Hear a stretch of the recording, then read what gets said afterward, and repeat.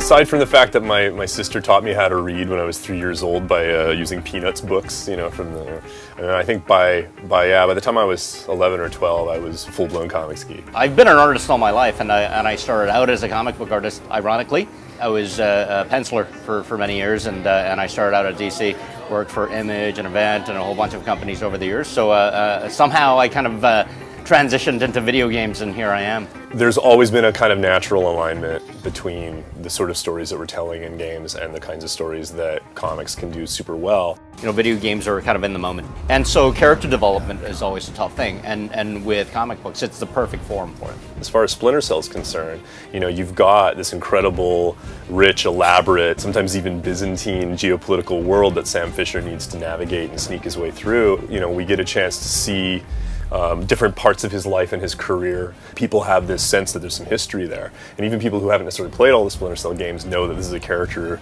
who has some backstory. He's been around the block a few times. When this project came about, we set out to look for artists and writers, and we basically looked for guys that we liked. In order to get the best possible product on the comics pages, we needed guys who were at the top of their game, but also specifically had an interest in the kinds of themes and the kinds of genre that we were talking about. I've worked on a number of different books. Olympus, Greek mythology, The Light was a horror book, and then I started a number of books, Who is Jake Ellis, Dancer, and The Activity, which were in a more spy-fi, espionage, military area. Each book was very distinct from the others, but The Activity especially is what got me the attention that brought me into the Splinter Cell project. What was important for a creator like me coming on board is that it wasn't a world totally foreign to me, both because I was familiar with the game and because, you know, I'd done a lot of my own research.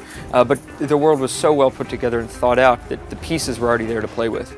If you look at Nathan's work on projects like, Who's Jake Ellis, The Activity, Dancer, he clearly understands that world. He clearly understands those characters in a way that's incredibly honest and authentic. They told us we want an original story. We knew where it needed to begin and where it needed to end up to fit in the Splinter Cell canon, to fit in the timeline of, you know, Sam Fisher's career. But we were allowed to be creators. If you want to get a good result in terms of comics, you need to bring in a good team that you trust. You need to give them, you know, kind of the key pillars of what the franchise is about and what the characters are about, what the brand is about.